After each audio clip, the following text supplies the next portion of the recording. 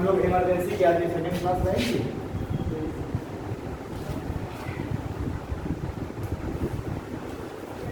तो last class में मैंने बात की थी कि जो आपातकाल है ये 3 आधारों पर लगाया जा सकता है इमरजेंसी। एक तो वॉर के आधार पर, ठीक। दूसरा एक इमरजेंसी रहेगी नेशनल इमरजेंसी, हाँ इमरजेंसी किस तरीके से नेशनल इमरजेंसी। दूसरे को हम कहते हैं स्टेट इमरजेंसी, स्टेट इमरजेंसी यानी कि राष्ट्रीय शासन। और तीसरा हो जाएगा फाइनेंशियल इमरजेंसी, ठीक है। इसको बताया गया था नेशनल इमरजेंसी के लिए आर्टिकल 352 के आधार पर लगाई जाएगी, ये लगाई जाएगी आर्टिकल 356 के आधार पर, और ये लगाई जाएगी आर्टिकल 360 के आधार पर, ठीक है। आर्टिकल 352, 356 और आर्टिकल 360 के आधार पर, ठीक। अब ये जो नेशनल इमरजेंसी है इसकी हम लोग अभी तक चर्चा कर रहे थे। ये जो नेशनल इमरजेंसी है इसके भी 3 आधार हैं, इसको लगाने के भी 3 आधार है। पहला हो जाएगा तो नेशनल इमरजेंसी किस आधार पर लगाया जाएगा, वॉर, ठीक है। दूसरा हो जाएगा एक्सटर्नल एग्रेशन, और तीसरा आर्म्ड रिबेलियन,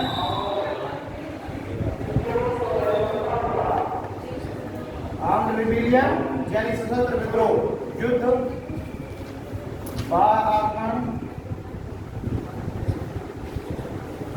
और सशस्त्र विद्रोह, युद्ध, आक्रमण और सशस्त्र विद्रोह, ठीक है। ये मैंने बताया था कि जो आर्म्ड रिबेलियन ये जो आधार है जो है ना, ये इसकी जगह पर पहले हुआ करता था आंतरिक अशांति, आंतरिक अशांति इंटरनल डिस्टर्बेंस। लेकिन 44th कॉन्स्टिट्यूशन अमेंडमेंट 1978 के द्वारा आंतरिक अशांति शब्द के स्थान पर यूज किया गया आर्म्ड रिबेलियन, ठीक। एक और चीज मैंने बताई थी कि अगर नेशनल इमरजेंसी या अगर इमरजेंसी लगी तो आर्टिकल 20 और 21 को छोड़ करके बाकी सभी मौलिक अधिकारों को सीमित किया सकता है, ठीक। ये सारी चीजें हो गई थी। मैंने कैसे ये लगी कि वो मैंने बता दिया था, कैसे इसकी घोषणा कौन करेगी ये भी बता दिया था, लागू कैसे होगी और इसकी वापसी कैसे की जाएगी, साथ ही इसकी प्रक्रिया क्या रहेगी, ये सारा डिस्कस हो चुका था, सारी मैंने बातें लिखवा दी थी, ठीक। हम लोग लिखा रहे थे इसका प्रभाव, राष्ट्रीय आपातकाल का नेशनल इमरजेंसी पढ़ रहे हैं, इसके प्रभाव क्या होंगे। तो प्रभाव में हम लोगों ने देख लिया था राज्य की विधायिका पर क्या प्रभाव पड़ेगा, इसको देख लिया था। राज्य की कार्यपालिका पर क्या प्रभाव पड़ेगा, इसको देख लिया था, ठीक है। अब हमें देखना है कि मौलिक अधिकारों पर क्या प्रभाव पड़ेगा, और उसके बाद संघ की विधायिका और संघ की कार्यपालिका पर क्या प्रभाव पड़ेगा, ठीक है। तो हेड कर लीजिए, उसी के आगे ही करना है हमें, जहाँ हम नेशनल इमरजेंसी पढ़ रहे थे मौलिक अधिकारों पर प्रभाव, यानी अगर नेशनल इमरजेंसी लगी है तो उसका मौलिक अधिकारों पर क्या प्रभाव पड़ेगा। तो दोनों यहाँ से तो ऐसा लग रहा है ना सारी पूरी ये सब खाली है, कहीं भी बैठो ना, ये बैठो, ये काशी थोड़ा है बदल इसके साथ बैठो, ठीक है। वहाँ निर्मला सीतारमण के साथ बैठो ना, बड़े बड़े साथी बैठे यहाँ पे, ये अजीब सा मतलब लग रहा है, तुम यहाँ ऐसे बैठो, आगे कहीं चलेंगे ना वाली तो बड़ा मतलब सुना सुना लग रहा है, मौलिक अधिकारों पर प्रभाव, ठीक है।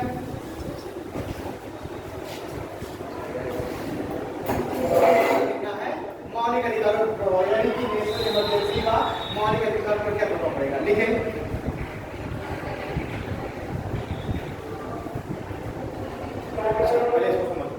जैसे ही राष्ट्रीय आपातकाल की घोषणा की गई थी के आधार पर, मैंने बताया था अपने आप तुरंत ही आर्टिकल 358 एक्टिव हो जाएगा।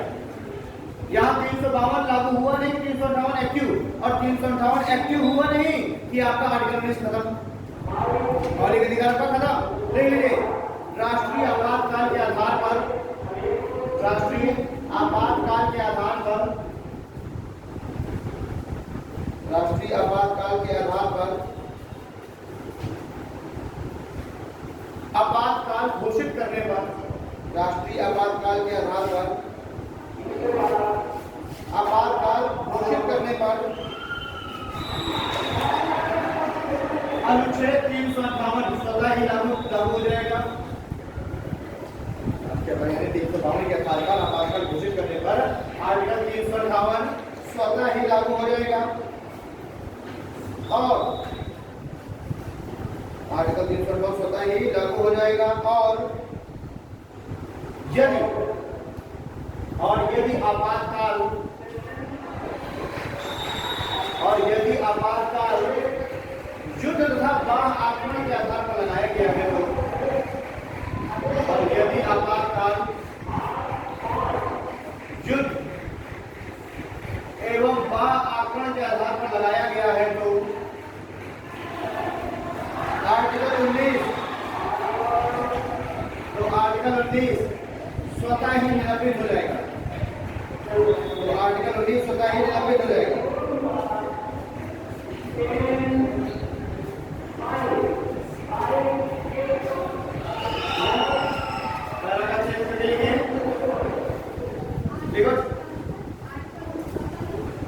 और आर्टिकल 19 स्वतः ही निलंबित हो जाएगा।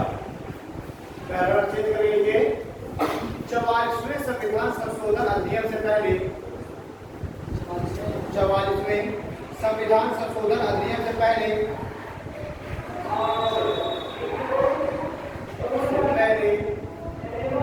सशस्त्र विद्रोह के स्थान पर आंतरिक अशांति,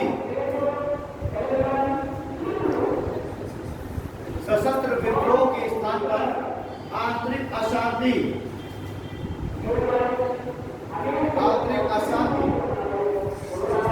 सशस्त्र विद्रोह के स्थान पर आंतरिक अशांति शब्द का प्रयोग किया गया था। आंतरिक अशांति का प्रयोग किया गया था।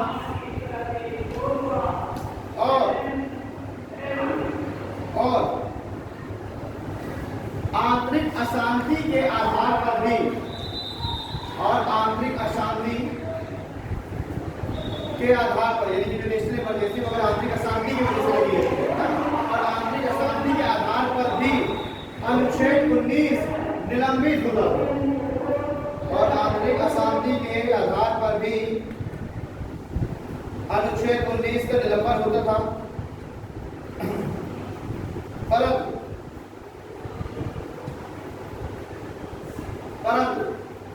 44वें संविधान संशोधन के बाद,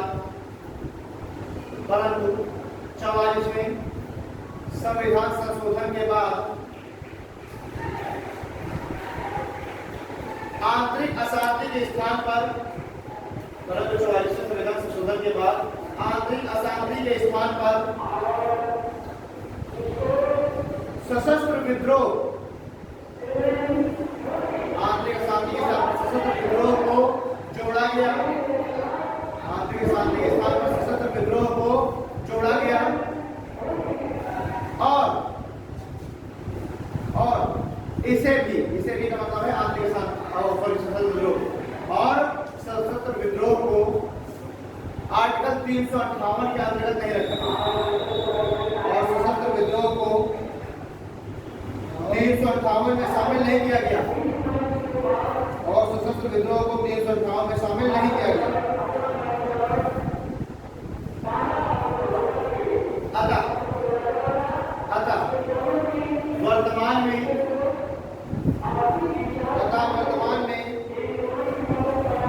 सिर्फ दो आधार, और के चलाना पड़ रहा है। अतः वर्तमान में सिर्फ दो आधार, युद्ध तथा बाह्य आक्रमण, युद्ध तथा बाह्य आक्रमण के द्वारा ही अनुच्छेद 19 का उल्लंघन हो सकता है। युद्ध और बाह्य आक्रमण के द्वारा ही अनुच्छेद 19 का उल्लंघन हो सकता है।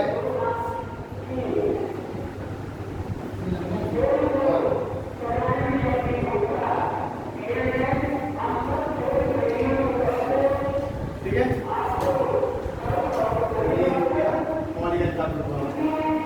अगला एक और है वो उसको डालिए पहला पॉइंट, पहला इसको डालिए दूसरा पॉइंट। ये जो पहला पॉइंट है 357 तो 19 अब डालिए सेकंड पॉइंट, मौलिक अधिकारों पर प्रभाव का सेकंड पॉइंट। देखिए अनुच्छेद 359 आर्टिकल 359 अनुच्छेद 359 के द्वारा अनुच्छेद 359 के द्वारा राष्ट्रपति अनुच्छेद 359 के द्वारा राष्ट्रपति आर्टिकल 20 और आर्टिकल 21 को छोड़कर राष्ट्रपति आर्टिकल 20 और 21 को छोड़कर अन्य किसी भी मौलिक अधिकार का निलंबन कर सकता है। राष्ट्रपति अनुच्छेद 20 और 21 को छोड़कर अन्य किसी भी मौलिक अधिकार का निलंबन कर सकता है।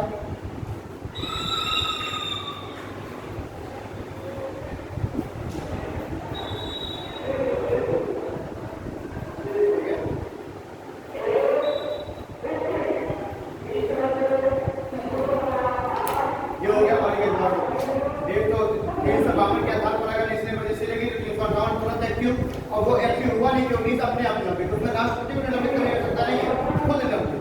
लेकिन आर्टिकल 359 के तहत राष्ट्रपति 20 और 21 को छोड़ करके अन्य सभी मौलिक अधिकारों को निलंबित करने का आदेश देगा। मान लीजिए अगर 14 से लेकर के 18 को निलंबित करना है तो राष्ट्रपति के आदेश के बाद ही निलंबित होंगे।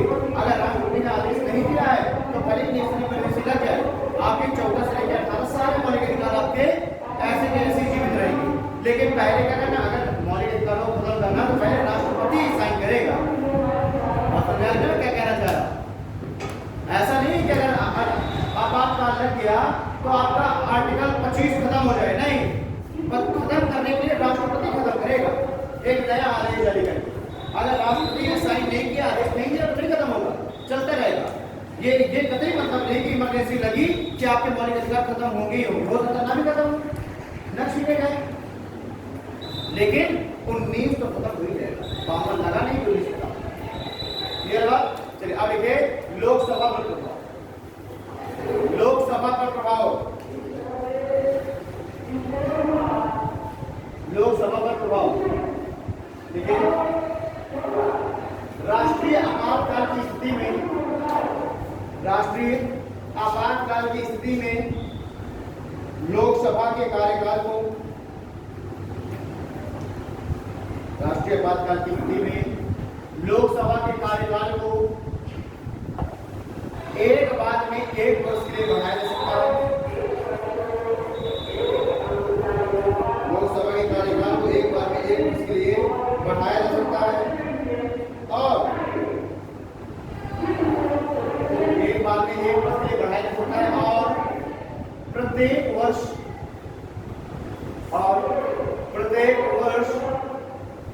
एक नया प्रस्ताव लाकर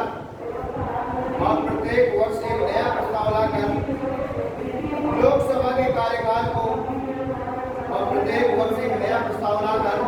लोकसभा के कार्यकाल को अनिश्चित काल के लिए बढ़ाया जा सकता है।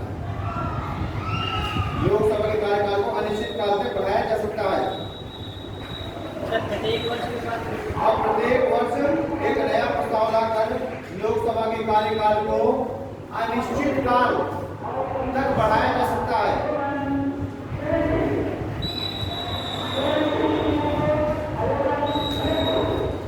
ठीक है भाई, ऐसे तो हर क्या किया जाएगा, एक बार में 1 वर्ष के लिए बढ़ाया जाएगा और हर साल संसद एक नया प्रस्ताव पास करेगी और नया प्रस्ताव करके फिर एक लिए बढ़ा दिया जाएगा। यानी एक बार में 1 वर्ष के लिए बढ़ाया जाएगा और कितने भी समय तक बढ़ाया जाएगा, अनिश्चित काल।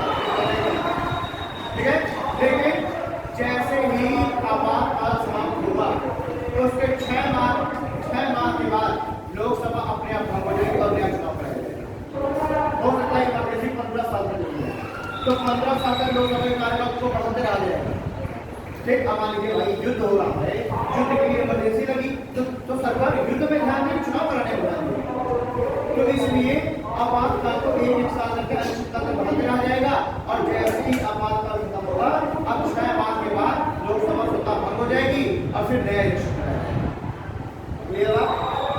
देख लिया कि नहीं? ये देखिए ना लास्ट लाइन, ओके,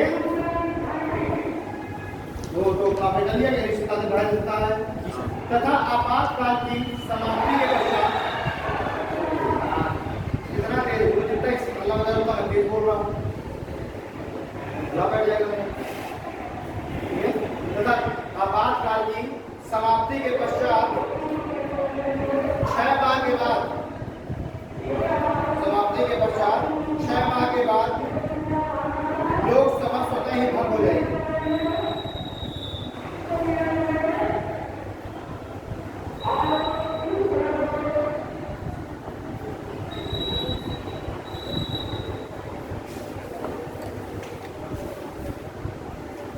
ठीक है, ये हो गया आपका नेशनल इमरजेंसी का केस। अब आता है article 356।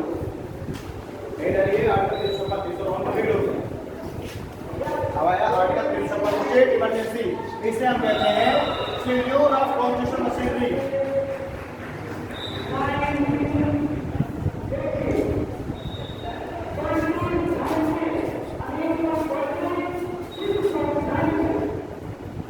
Failure of constitutional machinery यानी कि संवैधानिक तंत्र की विफलता। एक्चुअली में ये है इसका कारण, संवैधानिक तंत्र की विफलता।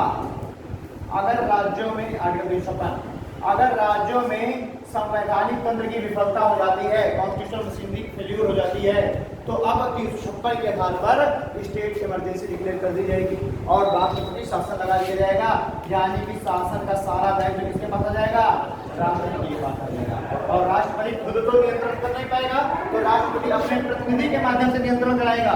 यानी राज्यपाल, राष्ट्रपति अपने प्रतिनिधि राज्यपाल के माध्यम से उस राज्य के को एडमिनिस्ट्रेट करेगा, शासन चलेगा। ठीक है, तो संवैधानिक इसका कारण क्या है? कारण है संवैधानिक की वजह से नेशनल इमरजेंसी कारण युद्ध, महात्मा और सशस्त्र विद्रोह। वैसे इसका कारण क्या है? संवैधानिक तंत्र की विफलता। यानी अगर राज्यों की सरकार ने संवैधानिक तंत्र की विफलता की है,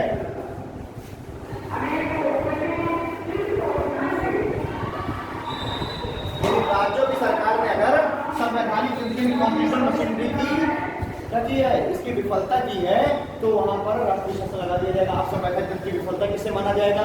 तो अगर केंद्र सरकार ने कोई आदेश जारी किया है राज्यों के लिए और राज्य सरकार अगर उस आदेश की पालना नहीं कर रही है, तो इसको माना जाएगा कॉन्स्टिट्यूशनल तंत्र की विफलता, संवैधानिक तंत्र की विफलता।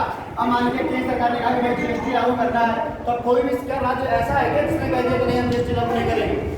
भाई जीएसटी लागू करने के लिए फिर एक संसद ने कानून बनाया, उस समय लोकसभा और राज्यसभा, ठीक है, और साथ ही साथ 14 स्टेट, कम से कम आधे राज्य इन्होंने अपनी अनुमति दी और इसके द्वारा विशेष बहुमत से प्रस्ताव पास हो गया। अब प्रस्ताव पास हो गया तो अब जीएसटी प्रस्ताव पास हो गया। अब जब प्रस्ताव एक बार पास हो गया तो अब प्रत्येक राज्य के लिए, एवरी स्टेट के लिए कंपलसरी है कि वो अपने यहाँ जीएसटी लागू करे। अब अगर किसी राज्य ने कह दिया, भाई मान लीजिए ममता बनर्जी ने कह दिया कि नहीं जीएसटी हमने समर्थन नहीं किया तो हमने लागू करेंगे, तो इसको माना जाएगा संवैधानिक तंत्र की विफलता। यानी केंद्र सरकार की गाइडलाइन के अनुसार हर एक राज्य को काम करना जरूरी है। अगर वो नहीं मानता केंद्र सरकार की बात, तो इस आधार पर 356 एक्ट कर दिया जाएगा और उस राज्य की सरकार गिरा दी जाएगी और वहां पर राष्ट्रीय शासन हो जाएगा। ठीक है, एक ये हो गया। दूसरा कारण एक और हो सकता है, जो भी राष्ट्रपति का एक मुखबिर होगा, मुखबिर राज्यपाल, राइट हैंड इसका है ना, ये उस राज्य में बैठ करके उस राज्य की सरकार के ऊपर नजर बना के रखा होता है। राज्यपाल का काम अधिकार क्या है? कुछ नहीं है, काम सिर्फ क्या है कि उस राज्य सरकार पर नजर बना के रखना कि ये क्या, ये संविधान के अनुसार चल रही है सरकार के नहीं। अगर और ये जो राज्यपाल होता है कि प्रत्येक 15 दिन में अपनी एक रिपोर्ट, हर 15 दिन में अपनी रिपोर्ट गृह मंत्रालय के राज्य विभाग को भेजता है।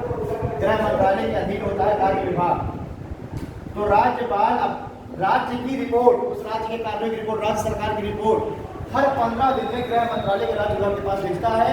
अगर राज्यपाल ने अपनी रिपोर्ट में लिख दिया कि ये जो इस राज्य में सरकार संवैधानिक तरीके से सरकार नहीं चला पा रही है या फिर यहाँ पर संविधान का उल्लंघन हो रहा है, संविधान की अवमानना हो रही है, तो यहाँ पर क्या कर दिया जाएगा?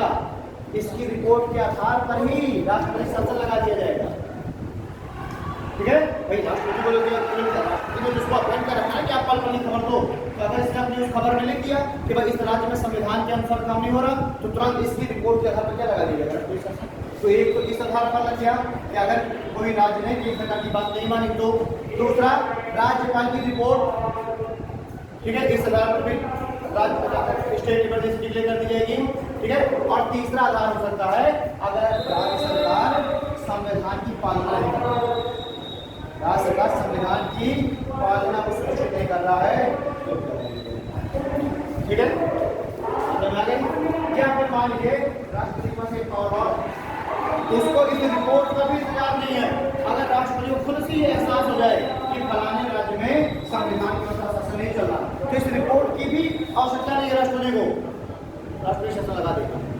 मतलब कहने का मतलब ये है कि राष्ट्रपति को नहीं, अगर केंद्र की सरकार, केंद्र के मंत्रिपरिषद को ये लग जाए कि इस राज्य में सरकार सही ढंग से नहीं चल पा रही है, तो राष्ट्रपति को तुरंत लिखित आदेश देगा कि इस राज्य में राष्ट्रपति शासन लगा। तो अभी जैसे बंगाल चुनाव के बाद पूरी उम्मीद थी कि बंगाल में राष्ट्रपति शासन लग जाएगा, वही सरकार गिरा दी जाएगी और राष्ट्रपति शासन लगेगा, पूरी उम्मीद थी। क्यों? क्योंकि इलेक्शन के तुरंत बाद दंगे भड़क गए, मर्डर वगैरह हो गए, 2-4 और मर्डर हुए किसके? बीजेपी कार्यकर्ताओं के। तो सीधी बात है कि ये उस समय बिल्कुल ये उम्मीद थी कि बंगाल में राष्ट्रपति शासन लगा दिया जाएगा और उनके पर सरकार गिरा दी जाएगी। आधार लिख लो, संवैधानिक तंत्र की विफलता, आर्टिकल 356। ठीक है,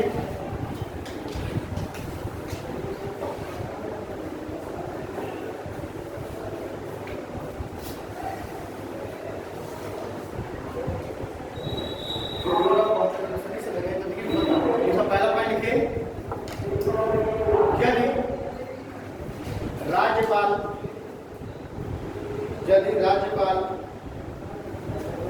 गृह मंत्रालय के राज्य विभाग को भेजी गई अपनी रिपोर्ट में, यदि राज्यपाल के द्वारा गृह मंत्रालय के राज्य विभाग को भेजी गई रिपोर्ट में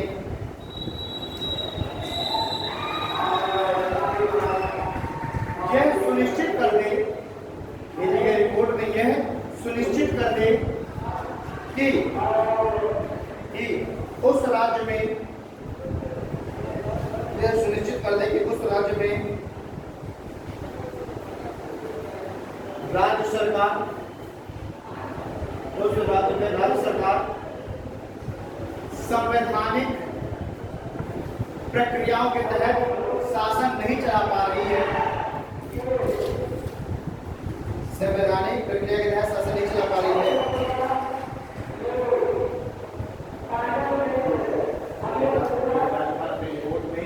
यह प्रदर्शित कर दिया रिपोर्ट में लिख दे कि राज्य सरकार संविधान के अनुसार शासन नहीं चला पा रही है, तो राष्ट्रपति राज्यपाल की इस रिपोर्ट के आधार पर, तो राष्ट्रपति राज्यपाल की इस रिपोर्ट के आधार पर राष्ट्रपति शासन की घोषणा कर देगा।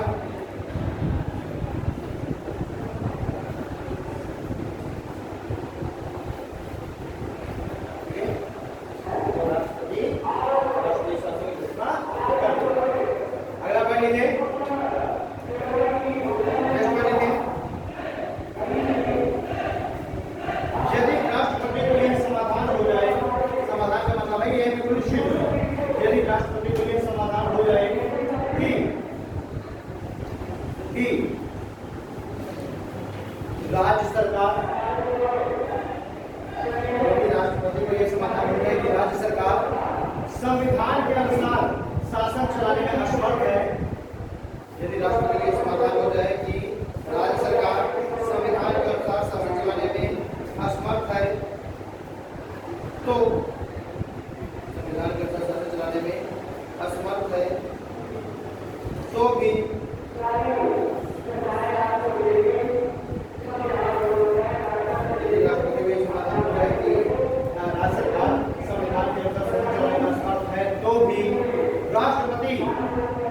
बिना राज्यपाल की रिपोर्ट के भी, तो राष्ट्रपति बिना राज्यपाल की रिपोर्ट के भी राष्ट्रपति शासन की घोषणा कर देगा, राष्ट्रपति शासन की घोषणा कर देगा।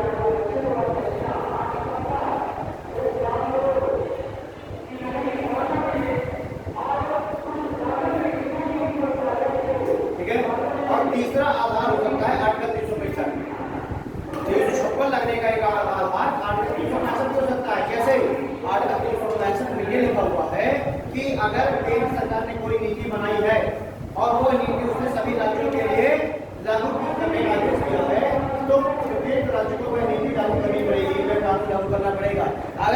राज्य वह कानून लागू नहीं कर रहा तो उसको आर्टिकल 365 का उल्लंघन माना जाएगा, और इस आधार पर भी यानी आर्टिकल 365 के उल्लंघन पर भी आर्टिकल 356 लागू किया जाएगा।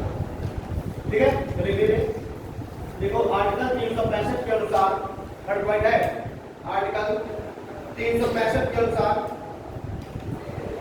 संघ राज्यों को, आर्टिकल 365 के अनुसार संघ राज्यों को नीति के संदर्भ में, संघ राज्यों को नीति के संदर्भ में निर्देश जारी कर सकता है।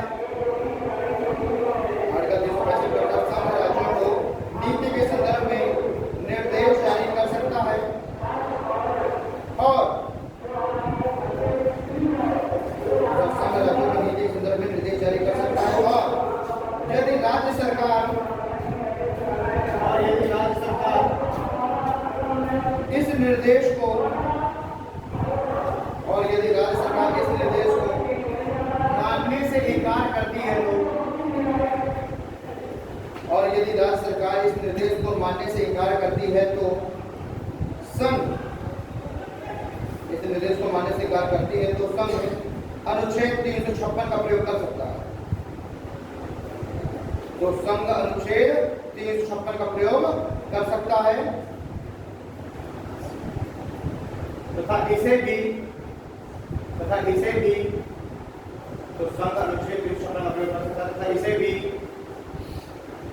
संवैधानिक तंत्र की विफलता ही माना जाएगा, तथा इसे भी संवैधानिक तंत्र की विफलता ही माना जाएगा।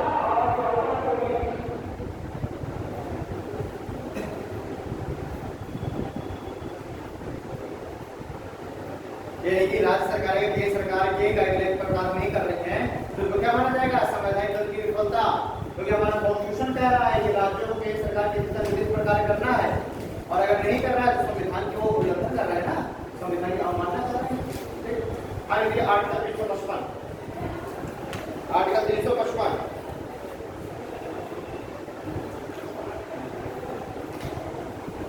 आर्टिकल 355, अब ये जो आर्टिकल 355 है ये केंद्र सरकार के कुछ दायित्वों का निर्धारण करता है। आर्टिकल 355 क्या करता है, केंद्र सरकार के दायित्व, कि भाई केंद्र सरकार के कुछ दायित्व होंगे राज्यों के प्रति। ठीक है, तो लिख लीजिए यह अनुच्छेद, आर्टिकल 355 यह अनुच्छेद संघ सरकार के राज्यों के प्रति दायित्व का निर्धारण करता है। यह अनुच्छेद संघ सरकार के राज्यों के प्रति दायित्वों का निर्धारण करता है, संघ सरकार का राज्यों के प्रति दायित्वों का निर्धारण करता है। ठीक है, पहला पॉइंट लिखिए, राज्यों की बाह्य आक्रमण से रक्षा, राज्यों की बाह्य आक्रमण से रक्षा,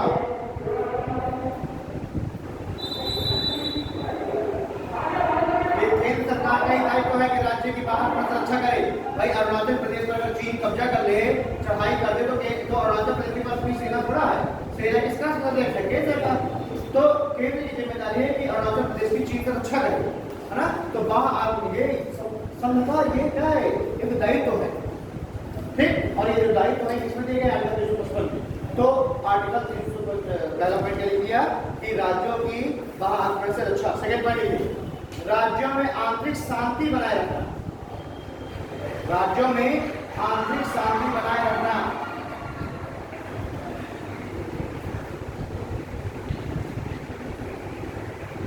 राज्यों में आंतरिक शांति बनाए रखना। तो देखिए अब ये है लूप होल। आर्टिकल 355 क्या कह रहा है, केंद्र सरकार की जिम्मेदारी है, दायित्व है कि वह राज्यों में आंतरिक शांति को बनाए रखे, और किसी राज्य में अगर दंगा भड़क गया तो क्या किया जाएगा, संघ सरकार कह देगी कि हमें तो हमारा भाई जिम्मेदारी, हमारा दायित्व है तुम्हारे अंदर आंतरिक शांति बनाए रखना। तो तुम्हारे यहाँ दंगा भड़क रहा है, और केंद्र सरकार इस दंगे को कंट्रोल नहीं कर पा रही, इसलिए क्या लगा, और राष्ट्रीय शासन लगा है ना। तो जैसे अभी बंगाल में क्या हो गया है, जैसे दंगे भड़क गए है ना, आंदोलन वगैरह चालू हो गई, तो अगर संघ सरकार चाहेगी तो क्या कर तुरंत आर्टिकल 355 का आधार बनाती है और कह देती है कि हमारा दायित्व हम तकनीकी काम लगा रहे हैं, ये राष्ट्रीय शासन का इच्छा थोड़ा है ना। लेकिन क्योंकि तुम्हारे दंगे भड़क गए तो राज्य सरकार दंगे कंट्रोल नहीं कर पा रही है, इसलिए हमको राष्ट्रीय शासन लगाना पड़ेगा और राष्ट्रीय चुनाव में। ठीक है, तो पहला पॉइंट हो गया राज्यों की आत्म सुरक्षा और दूसरा पॉइंट हो गया राज्यों में आंतरिक शांति को बनाए रखना। तीसरा पॉइंट लिखिए राज्यों में संविधान की पालना को सुनिश्चित करना। राज्यों में संविधान की पालना को सुनिश्चित करना।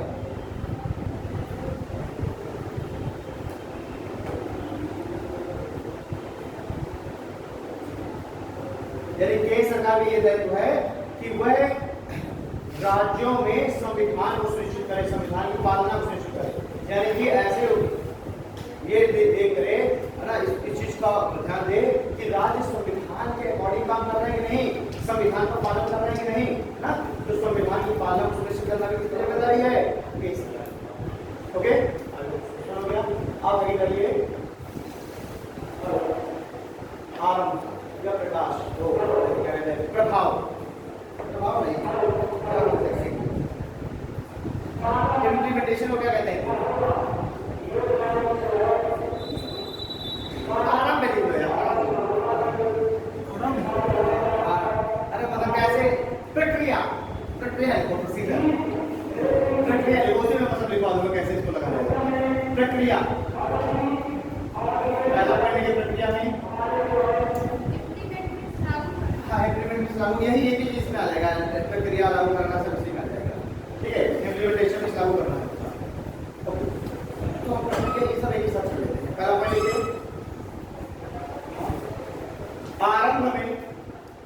आरंभ में राष्ट्रपति शासन को, आरंभ में राष्ट्रपति शासन को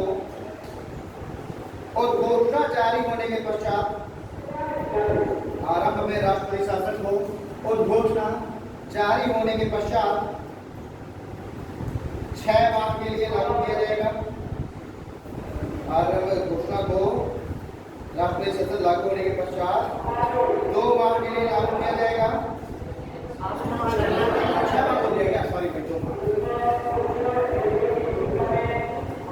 आरंभ में राष्ट्रपति शासन को घोषणा जारी होने के पश्चात 2 माह के लिए लागू किया जाएगा, परंतु 2 माह के भीतर इसे 2 माह के लिए लागू किया जाएगा, परंतु 2 माह के भीतर इसे संसद के, परंतु 2 माह के भीतर इसे संसद के दोनों सदनों द्वारा, 2 माह के भीतर इसे संसद के दोनों सदनों द्वारा पारित कराना होगा। 2 माह के भीतर इसे संसद के दोनों सदनों द्वारा पारित कराना होगा। ब्रेकर कितना साधारण बहुमत से, दोनों सदनों के द्वारा साधारण बहुमत से पारित कराना होगा। ठीक है, पूरे शब्द आगे लिखिए यदि दोनों सदन इसे पारित कर देते हैं तो, यदि दोनों सदन इसे पारित कर देते हैं तो ये 6 माह तक लागू कर सकता है।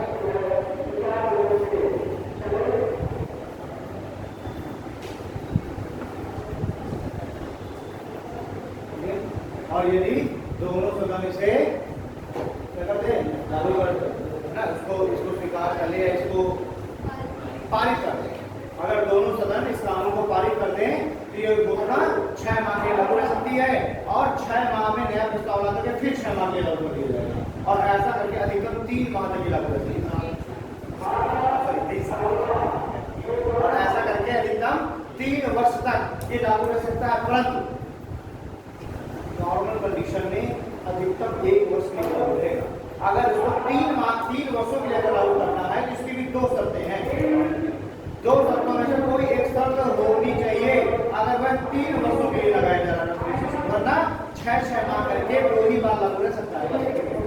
ठीक, अब वो 2 शर्तें कौन सी हैं? एक शर्त तो ये है आर्टिकल 324 के अकॉर्डिंग कि अगर चुनाव आयोग उस क्षेत्र में चुनाव संपन्न कराने से मना करे, कह दे कि अभी वह मतलब ये कंडीशन नहीं है कि इस क्षेत्र में हम चुनाव संपन्न करा पाएंगे, यानी कि चुनाव आयोग अगर चुनाव संपन्न कराने से हाथ खड़े कर दिए तो अधिकतम 3 वर्ष के लिए चला जाएगा, वो स्टेट हो जाएगा राष्ट्रीय शासन। और अगर उस क्षेत्र में नेशनल इमरजेंसी लगी, मान लीजिए आप नेशनल इमरजेंसी लगी है हाँ अरुणाचल प्रदेश में, तो अब वहां पर नेशनल इमरजेंसी लगी तो अब वहां पर राष्ट्रपति शासन भी लगाया जा सकता है और अधिकतम 3 साल तक एक्सटेंड किया सकता है। ठीक है, तो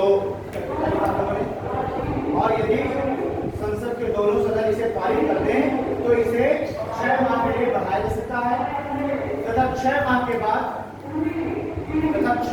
बाद एक नया प्रस्ताव लाकर इसे 6 माह के लिए लागू किया सकता है और 6 माह के पश्चात एक नया प्रस्ताव लाकर इसे अधिकतम 3 साल तक जारी रख सकता है। मतलब 6 माह के पश्चात एक नया प्रस्ताव लाकर इसे अधिकतम 3 साल तक जारी रख सकते हैं।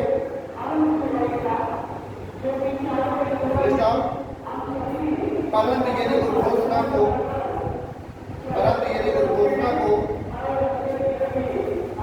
1 वर्ष से अधिक समय के लिए जारी रखना है तो यदि उद्घोषणा को 1 वर्ष से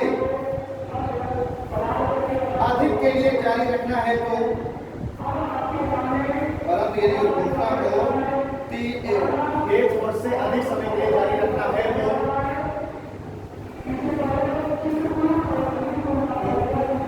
निम्न शर्तों में से यदि उद्घोषणा को 1 वर्ष से अधिक समय के लिए जारी रखना है तो निम्न शर्तों में से किसी एक शर्त का पूरा होना अनिवार्य है।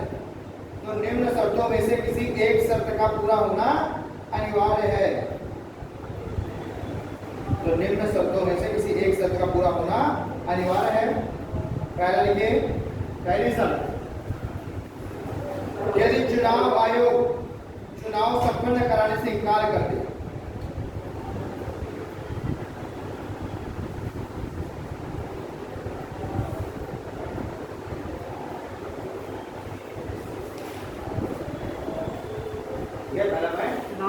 चुनाव आयोग चुनाव संपन्न कराने से इनकार कर दे।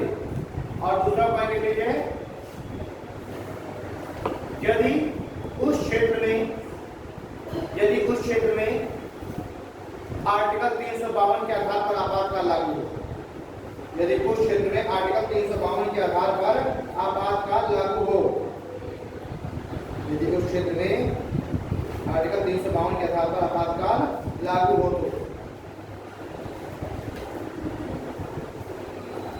ठीक है। अब यही डाल लीजिए घोषणा का प्रभाव।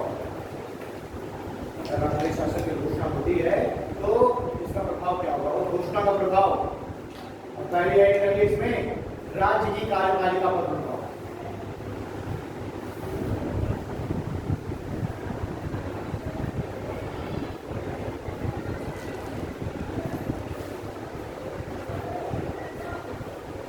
राज्य की कार्यपालिका पर प्रभाव लिखिए, इसमें इसे भंग कर दिया जाएगा, तथा सरकार बर्खास्त हो जाएगी।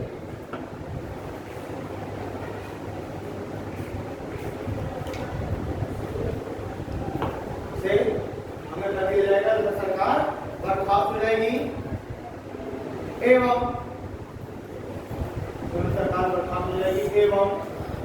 राज्य की कार्यपालिकाई शक्ति का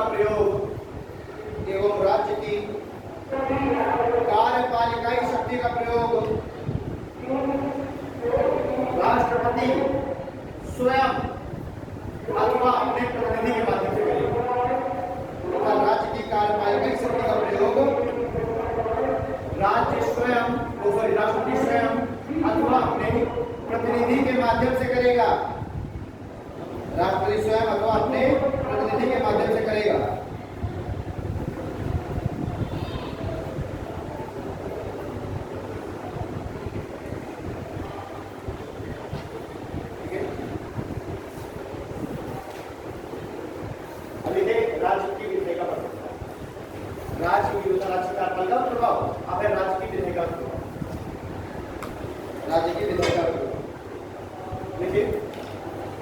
इसे भी भंग किया जा सकता है। तो कार्यपालिका को भंग कर ही दिया जाएगा ना, विधेयक में क्या है, इसे भी भंग किया जा सकता है, परंतु सामान्यतः इसे भंग नहीं किया जाता।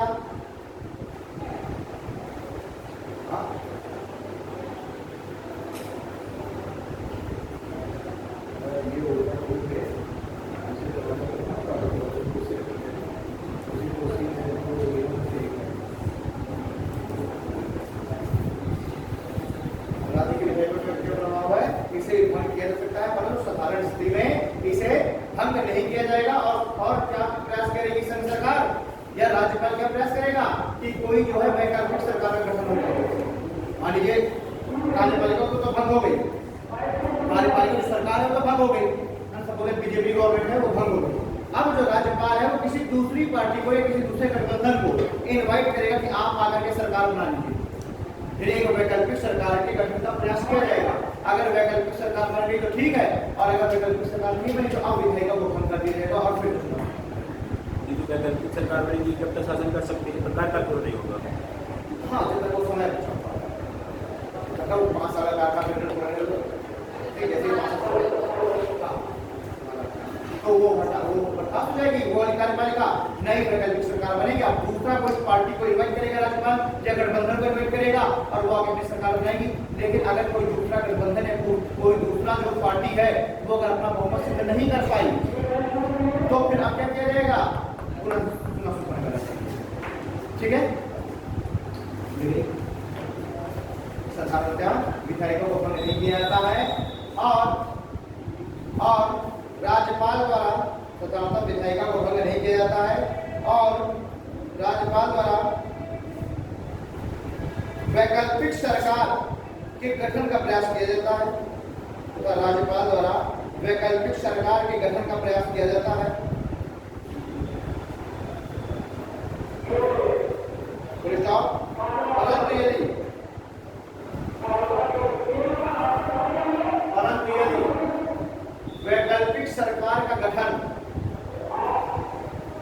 परंतु यदि वैकल्पिक सरकार का गठन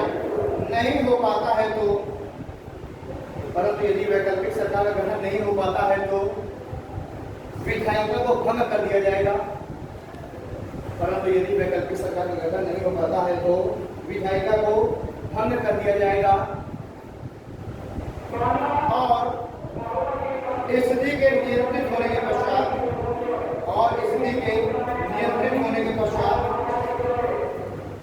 पुनः चुनाव संपन्न कराए जाएंगे और स्थिति के नियंत्रित होने के पश्चात पुनः चुनाव संपन्न कराए जाएंगे। ठीक है, पहला का क्षेत्र के लिए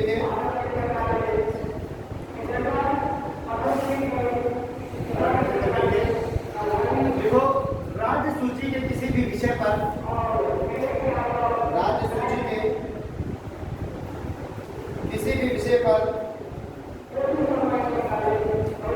संघ को कानून बनाने का अधिकार प्राप्त हो जाता है।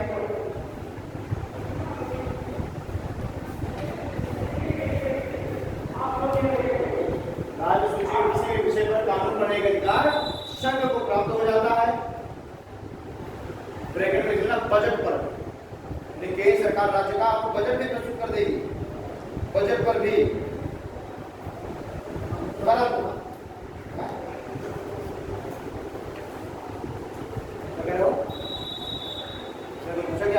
राज्य सूची के किसी भी विषय पर कानून बनाने का अधिकार संघ सरकार को प्राप्त होता है, बजट पर।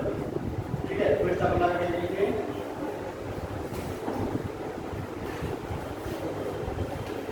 संघ सरकार द्वारा बनाया गया यह कानून, संघ सरकार द्वारा बनाया गया यह कानून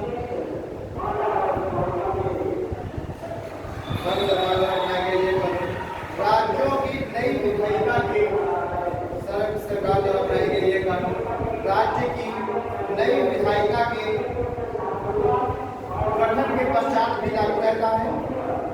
राज्य की नई विधायिका के गठन के पश्चात भी लागू रहता है, जब तक कि नई विधायिका गठन के पश्चात भी लागू रहता है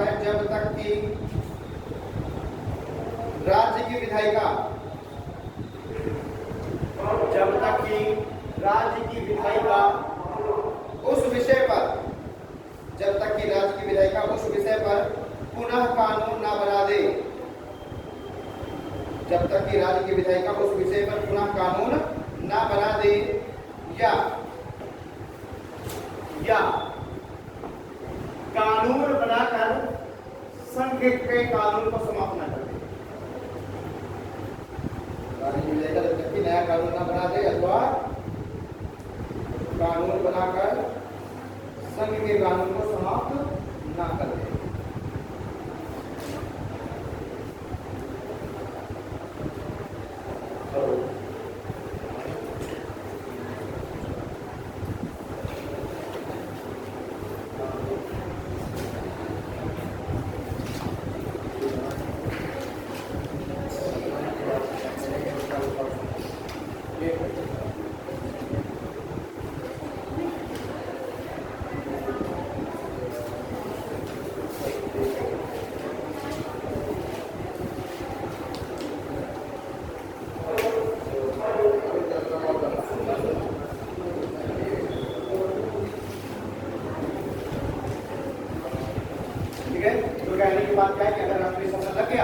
केंद्र सरकार को यह अधिकार मिल जाएगा कि वो राष्ट्रीय सूची के विषय पर भी कानून बना दे, है ना। और अब ये जो कानून है, ऐसा नहीं है कि अगर राज्यों की नई विधायिका के चुनाव हो गए तो केंद्र का बनाया गया कानून अमान्य हो जाएगा, ये कैसे नहीं, वो चलता रहेगा। भले ही नई विधायिका चुन के आने तक भी चलता रहेगा, तब तक चलेगा जब तक कि नई चुनी हुई विधायिका एक कानून बना करके केंद्र के कानून को अमान्य न कर दे, कैंसिल न कर दे, या फिर उसी विषय पर राज्य सूची के विषय पर राज्य के विधायिका नया कानून तब तक केंद्र का बनाया गया कानून चलता रहेगा। ठीक है जी। सर ये जो मनोनयन होता है, मनोनयन, चयन, निर्वाचन और नियुक्ति। मनोनयन होता है, चयन होता है, निर्वाचन होता है और नियुक्ति। वो चयन होता है जो तुम्हारे यूपीएससी चेक करेगा, वो चयन। मनोनयन होता है कि तुमको सीधे से मोदी जी फोन कर दे या फिर राजनाथ सिंह फोन करे, चलिए भैया आपको हम इस पोस्ट पर आपको बैठाई दे रहे हैं, मनोनयन हो गया। तो आपका जो चयन होगा, आप एग्जाम देंगे तो आपको सिलेक्ट किया जाएगा, चयन सिलेक्शन, वो होगा चयन। नियुक्ति होती है जब आपको साइन कर दिया जाएगा, आपके उस अपॉइंटमेंट लेटर पर आपकी साइन कर दिया गया, अब आप क्या होगा, उस पोस्ट पर आप बैठने के लिए नियुक्त हो गए, बिल्कुल, ये है नियुक्ति। प्रासंगिक का मतलब होता है कि किसी से रिलेटेड, जैसे प्रासंगिकता का मतलब होता है कि चीज से संबंध उसका दिखाना, रिलेशन दिखाना, प्रासंगिक उसकी प्रासंगिकता यानी कि उसकी, मैं कह सकता हूँ कि प्रासंगिकता मतलब प्रासंगिकता को क्या वर्डिंग कर सकते हैं उसके लिए, हाँ वही एक तरीके से उसकी इंपॉर्टेंस टाइप में वो भाई आपने एग्जाम दिया तो जैसे कि एसएससी है, कर्मचारी चयन आयोग, एसएससी का फुल फॉर्म क्या है, स्टाफ सिलेक्शन कमीशन, चयन का मतलब सिलेक्शन, तो आपका चयन किया, वो एग्जाम ले करके एसएससी ने आपका क्या किया, एग्जाम लेके आपका चयन किया। अब जो भी मान लीजिए आपको आपका हो गया आईबी में, तो आईबी का जो डायरेक्टर होगा वो आपके अपॉइंटमेंट लेटर पे क्या करेगा, साइन करेगा, और साइन करते ही आपकी क्या होगी, नियुक्ति होगी, आप उसके बाद आप नियुक्त हो गए। ठीक है, उसके बाद मान लीजिए होम, ये सब ये होम मिनिस्ट्री है, उसके अंडर में एक राजनाथ सिंह फोन करें और सीधे वो बिना किसी एग्जाम जाकर किसी कुर्सी पर बैठा दिया, ये जिम्मेदारी हुआ मनोनयन। ठीक है, इलेक्शन, जब आपको किसी पोस्ट के लिए आप 4-6 लोग खड़े हो और बाकी लोग आपको क्या करें, वोट दें, और वोट देकर क्या देखते हैं तो इलेक्शन। ठीक है, प्रासंगिकता का मतलब जब किसी वस्तु की इंपॉर्टेंस दिखाई जाए, प्रासंगिकता मौलिक अधिकारों पर, मौलिक अधिकारों पर जो कोई प्रभाव नहीं पड़ेगा, मौलिक अधिकारों पर कोई प्रभाव नहीं पड़ेगा, यानी कि मौलिक अधिकार पर प्रभाव, तो हेडिंग ना डालना, सीधे लिख लो ना, मौलिक अधिकारों पर कोई प्रभाव नहीं पड़ेगी, कोई भी आपका मौलिक अधिकार नहीं छीना जा सकता राष्ट्रीय सत्र के दौरान। और अगर लिखिए लोकसभा पर भी कोई प्रभाव नहीं पड़ेगा, लोकसभा पर भी कोई प्रभाव नहीं पड़ेगा।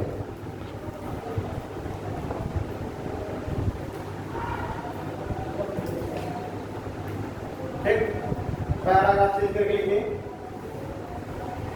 देखो, संविधान सभा के सदस्य डॉक्टर भीमराव अम्बेडकर ने, संविधान सभा के सदस्य डॉक्टर भीमराव अम्बेडकर ने आर्टिकल 356 को डेड लेटर की संज्ञा दी। डेड लेटर, संविधान सभा के सदस्य डॉक्टर भीमराव अम्बेडकर ने अनुच्छेद 356 को डेड लेटर की संज्ञा दी और कहा कि भारत में इसका उपयोग शायद ही कभी किया जाए, और कहा कि भारत में इसका उपयोग शायद ही कभी किया जाए, परंतु भारत में इसका उपयोग शायद ही कभी किया जाए, परंतु वर्तमान में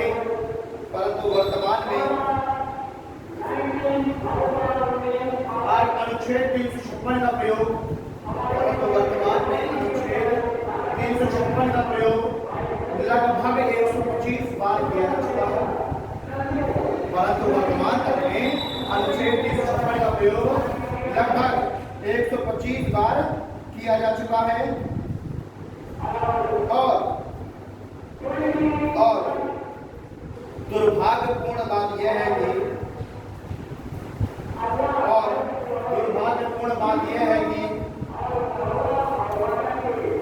अधिकांश समय अधिकांश अवसरों पर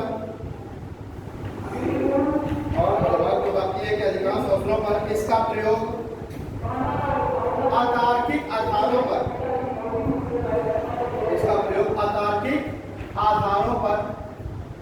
अथवा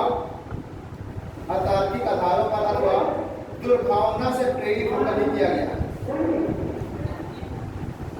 अतार्किक आधारों पर अथवा दुर्भावना से प्रेरित होकर ही किया गया है।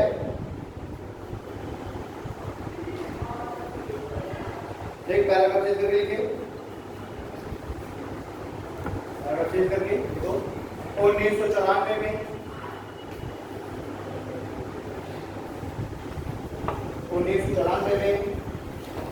सुप्रीम कोर्ट ने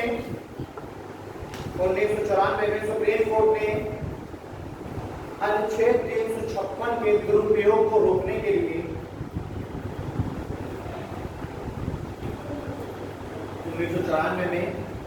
सुप्रीम कोर्ट ने अनुच्छेद 356 के दुरुपयोग को रोकने के लिए एस.आर. बोम्मई केस में दुरुपयोग को रोकने के लिए एस.आर.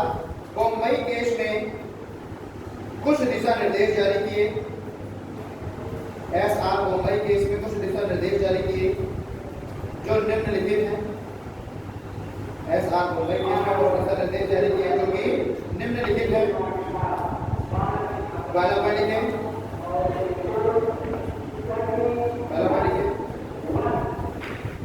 न्यायपालिका और पॉइंट है न्यायपालिका राष्ट्रपति के निर्णय का पुनरावलोकन। न्यायपालिका राष्ट्रपति के निर्णय का पुनरावलोकन दुर्भावनापूर्ण होने पर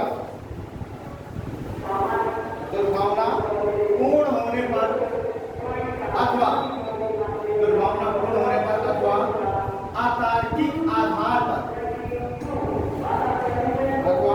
अतार्किक आधार होने पर कर सकता है।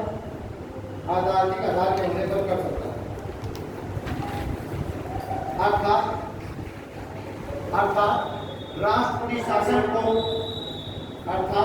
शासन को कोर्ट में चैलेंज किया जा सकता है।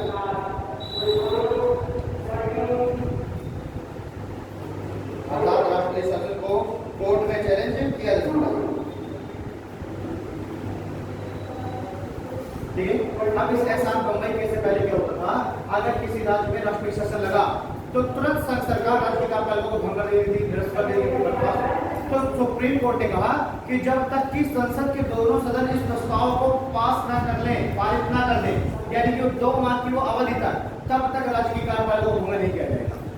जब संसद इस प्रस्ताव को पारित कर देगी तब ही अब राज्य की कार्यपालिका को भंग किया जाएगा, पहले तुरंत भंग कर दिया जाएगा। तो ये किस लिए किया गया, ताकि दुर्भावना से प्रेरित होकर तो नहीं संघ सरकार कर दे रही है। अगला पॉइंट लिखिए, सुप्रीम कोर्ट ने कहा कि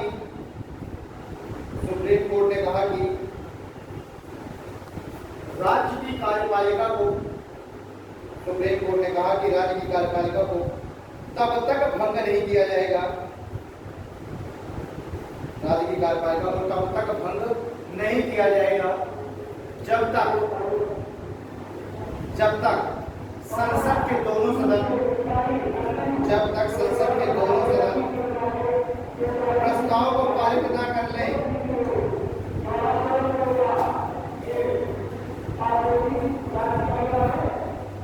जब तक कि संसद के दोनों सदन प्रस्ताव को पारित न कर दें। नेक्स्ट पॉइंट लिखिए, अगला पॉइंट, राज्यपाल का प्रथम प्रयास वैकल्पिक सरकार का गठन होना चाहिए। राज्यपाल का प्रथम प्रयास वैकल्पिक सरकार का गठन होना चाहिए, और यदि ऐसा संभव ना हो तो भी, और यदि ऐसा संभव ना हो तो ही विधायिका को भंग किया जाए, और यदि ऐसा संभव ना हो तो ही विधायिका को भंग किया जाए।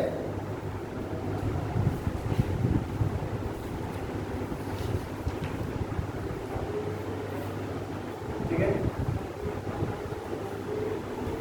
भाई लिखे। अब यहाँ पर ये भी होता था, कभी कभी क्या होता था कि कोई जो सरकार है वो अल्पमत में आ गई है ना, उसमें जो है उसके जो विधायक है उन्होंने उसके अपना जो विश्वास है उसके सरकार लिया।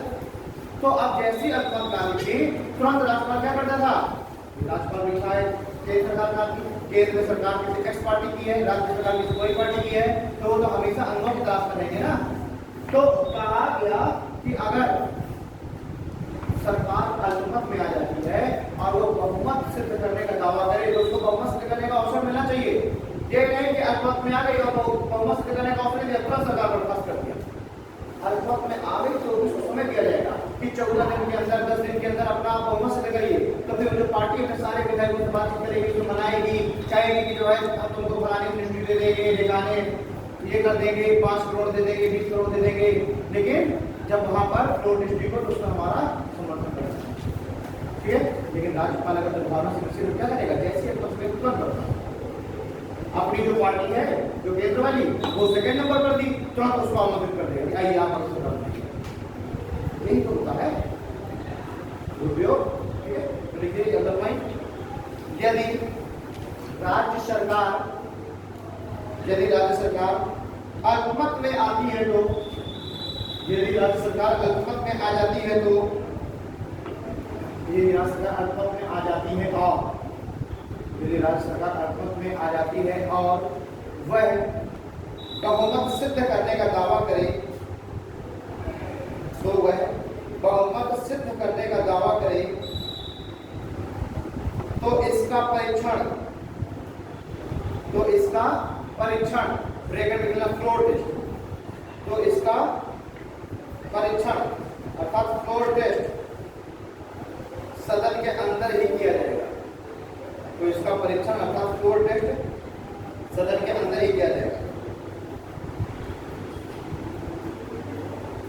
सर एक क्वेश्चन आया था कि इसने कहा था महात्मा गांधी को प्रथम वर्ष कि खुले कान पर मुंह बंद व्यतीत करें, प्रथम वर्ष खुले कान पर मुंह बंद व्यतीत करें, महात्मा गांधी को किसने कहा था? महात्मा गांधी को किसने आदेशित किया था कि प्रथम वर्ष खुले कान पर मुंह बंद व्यतीत करें?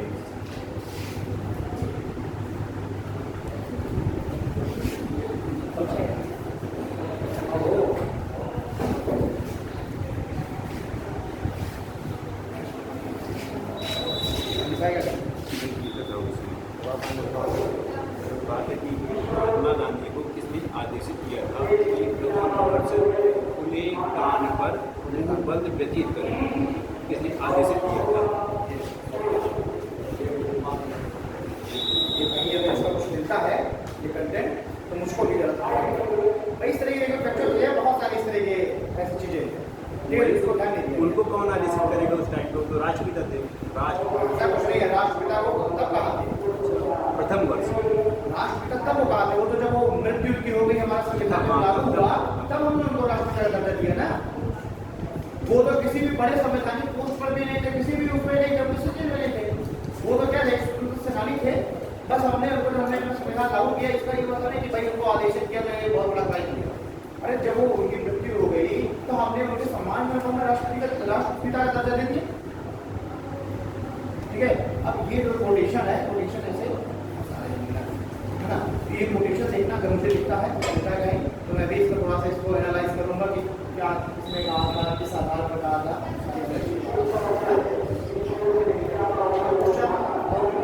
जब इसको जब मैं छोड़ दूंगा तब हम चर्चा करूंगा।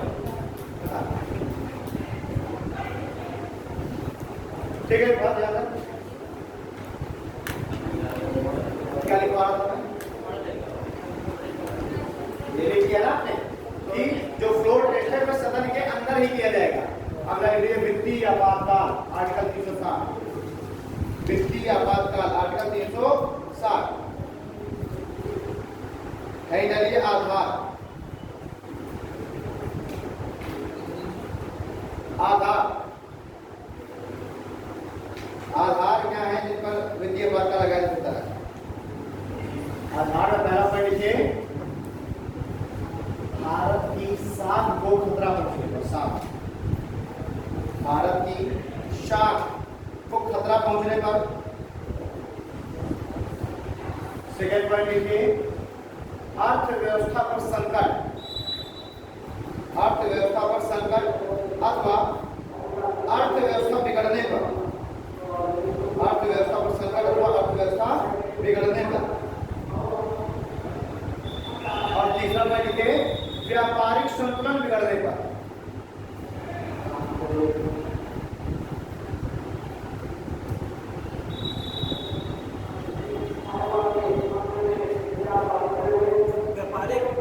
व्यापारिक संतुलन बिगड़ने पर, व्यापारिक संतुलन।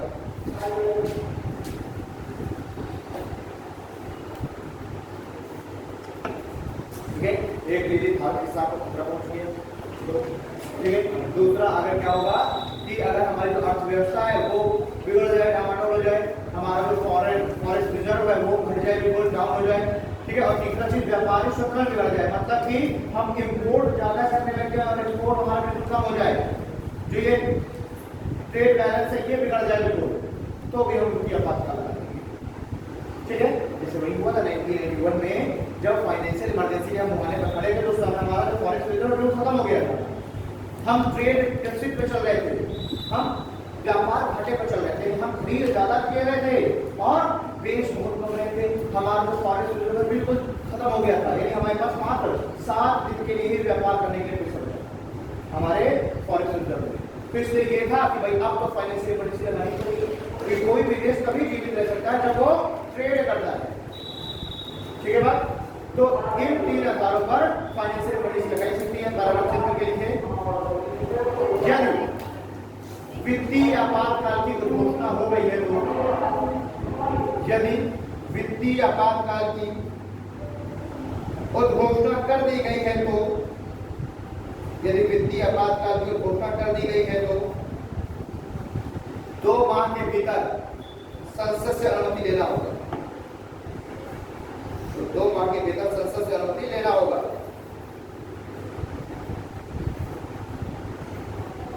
ठीक है, तो इसको भी 2 माह के भीतर देखिए, राष्ट्रीय आपातकाल के लिए 1 माह के भीतर अनुमति, स्टेट इमरजेंसी के लिए 2 माह में अनुमति, और वित्तीय आपातकाल के लिए भी 2 माह में अनुमति, सॉरी 2 माह में अनुमति।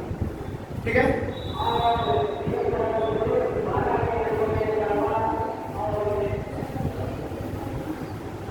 हो गया। अब इसमें मैक्सिमम की क्या सीमा है, अधिकतम कितने समय तक लागू होगा? क्या हर 6-6 महीने बाद, जैसे स्टेट इमरजेंसी को हर 6-6 महीने बाद हम एक्सटेंड कर सकते हैं इस वित्तीय आपातकाल को? क्या हम स्टेट इमरजेंसी के तरह हर 6-6 महीने में हम करेंगे क्या हर 1 साल में हम नया प्रस्ताव पारित करके और 1 साल के लिए बढ़ाएंगे? कोई बात नहीं। यानी अगर वित्तीय आपातकाल एक बार लग गया तो लगा ही रहेगा जब तक इसको समाप्त ना कर दिया जाए। यानी वित्तीय आपातकाल में ऐसा कुछ भी नहीं होगा कि हम 6 माह में 1 साल में संसद के द्वारा प्रस्ताव पारित कर देंगे। नहीं, संसद ने एक बार प्रस्ताव पारित कर दिया था 2 माह के अंदर, जैसे राष्ट्रपति ने आज कह दिया कि वित्तीय आपातकाल घोषित करते हैं।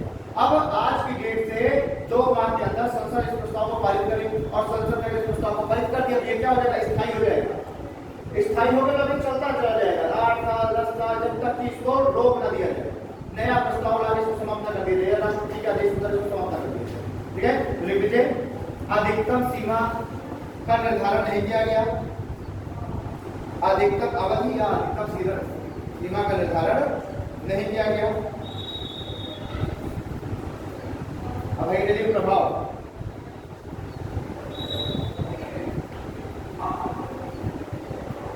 प्रभाव में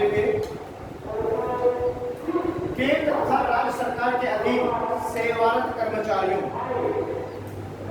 केंद्र तथा राज्य सरकार के अधीन सेवारत सभी कर्मचारियों के वेतन भत्तों,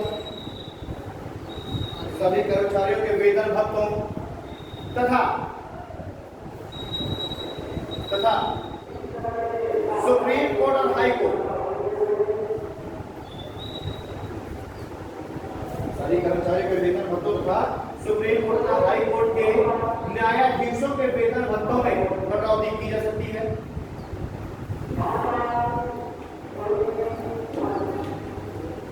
जबकि सुप्रीम कोर्ट और हाई कोर्ट के न्यायाधीशों का वेतन भारत की संचित नीति में आधारित होता है ना, और जो केंद्र और राज्य सरकार के अधीन जो कर्मचारी हैं उनका वेतन संचित नीति में आधारित नहीं होता। लेकिन फिर भी वित्तीय आपातकाल के दौरान केंद्र और राज्यों के अधीन के कर्मचारी, सुप्रीम कोर्ट और हाई कोर्ट के जो न्यायाधीश हैं उनके वेतन भत्तों में कटौती की जा सकती है। ठीक है, ब्रैकेट में लेना राष्ट्रपति तथा राज्यपाल को छोड़कर, राष्ट्रपति तथा राज्यपाल को छोड़कर।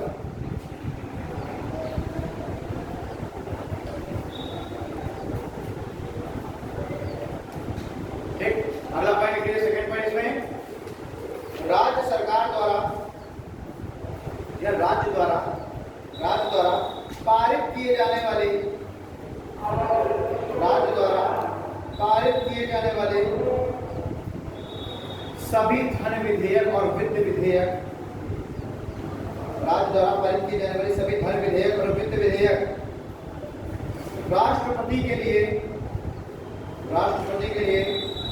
आरक्षित किए जा सकते हैं, राष्ट्रपति के लिए आरक्षित किए जा सकते हैं।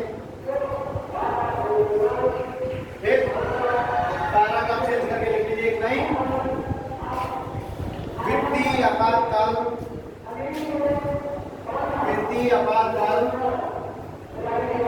आज तक कभी भी नहीं लगाया गया। वित्तीय आपातकाल आज तक कभी भी लगाया नहीं गया।